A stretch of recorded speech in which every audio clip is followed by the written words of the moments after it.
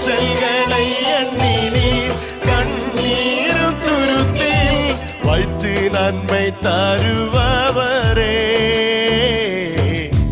நம்புவேன் நான் எல்லா நாளிலும், அதை வைத்து நன்மை தருபவரே. உம்மை நம்புவேன் நான் எல்லா நாளிலும்,